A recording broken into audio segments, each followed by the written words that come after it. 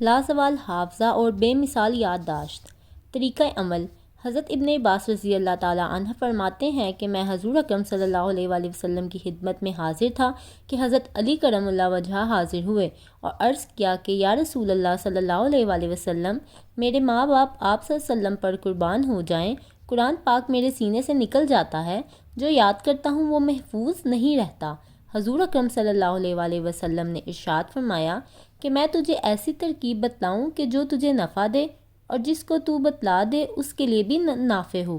اور جو کچھ تو سیکھے وہ محفوظ رہے۔ حضرت علی کرم اللہ وجہہ نے دریافت کرنے پر حضور اقدس صلی اللہ علیہ وسلم نے ارشاد فرمایا کہ جب جمعے کی شب آئے، شب جمعہ یعنی جمعرات کی رات جو آج ہے،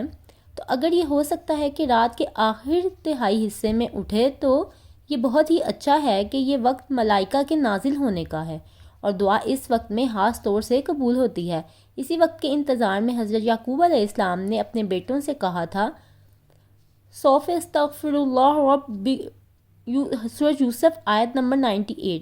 یعنی اس کا ترجمہ ہے ان قریب میں تمہارے رب سے مغفرت طلب کروں گا، یعنی جمعے کی رات کے آخری حصے میں۔ پس اگر اس وقت میں جاگنا دشوار ہو تو آدھی رات کے وقت، اور یہ بھی نہ ہو سکے تو پھر شروع ہی رات میں کھڑا ہو اور 4 رکعت نفل اس طرح پڑھے کہ پہلی رکعت میں سورۃ فاتحہ کے بعد سورۃ یاسین شریف پڑھیں، اور دوسری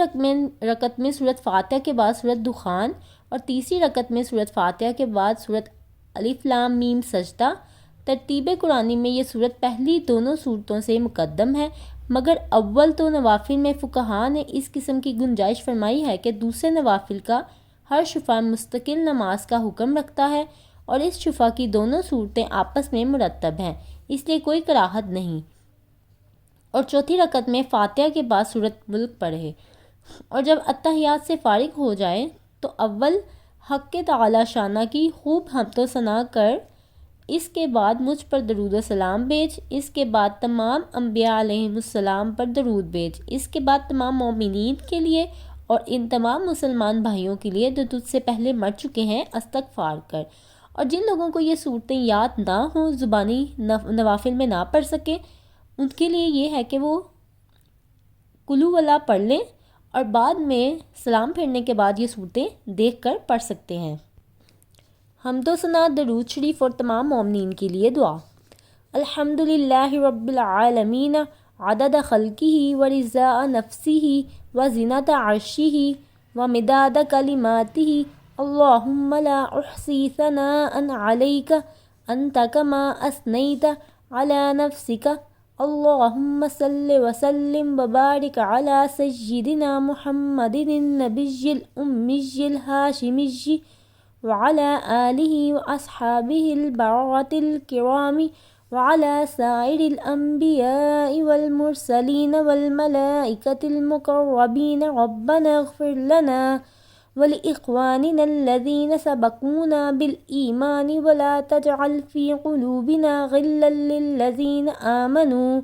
ربنا انک رؤوف رحیم، اللہم اغفر لی ولوالدی ولجميع المؤمنين والمؤمنات والمسلمين والمسلمات إنك سميع مجيب الدعوات۔ اس کے پڑھنے کے بعد یہ دعا ہے، اللہم ارحمنی بترک المعاصی ابدا ما ابقیتنی، وارحمنی ان اتکلف ما لا یعنینی، وارزقنی حسن النظر فیما یرضیک عنی، اللہم بدیع السماوات والارض ذا الجلال والاکرام والعزت التي لا ترام، اسألک یا اللہ یا رحمن بجلالک ونور وجہک ان تلزم قلبی حفظ کتابک کما علمتنی، وارزقنی ان اقرأہ علی النحو الذی یرضیک عنی، اللہم بدیع السماوات والارض ذا الجلال والاکرام والعزت التي لا ترام، اسألک یا اللہ یا رحمن بجلالک ونور وجہک ان تنور بکتابک بصری، وان تطلق به لسانی، وان تفرج به عن قلبی، وان تشرح به صدری، وان تغسل به بدنی، فإنه لا يعیننی علی الحق غیرک ولا یؤتیہ الا انت ولا حول ولا قوة الا باللہ العلی العظیم۔ پھر حضور اقدس صلی اللہ علیہ وسلم نے ارشاد فرمایا کہ اے علی رضی اللہ تعالیٰ عنہ،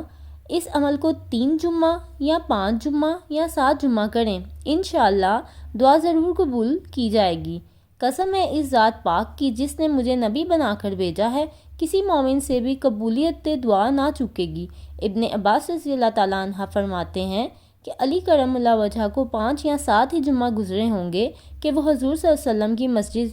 مجلس میں حاضر ہوئے اور عرض کیا، یا رسول اللہ صلی اللہ علیہ وآلہ وسلم، پہلے میں تقریباً 4 آیتیں پڑھتا تھا اور وہ بھی مجھے یاد نہ ہوتی تھیں، اور اب تقریباً 40 آیتیں پڑھتا ہوں اور ایسی ازبر ہو جاتی ہیں کہ گویا قرآن شریف میرے سامنے کھلا ہوا رکھا ہے۔ اور پہلے میں حدیث سنتا تھا اور جب اس کو دوبارہ کہتا تھا تو ذہن میں نہیں رہتی تھی، اور اب حدیث سنتا ہوں اور جب دوسروں سے نقل کرتا ہوں تو ایک لفظ بھی نہیں چھوٹتا۔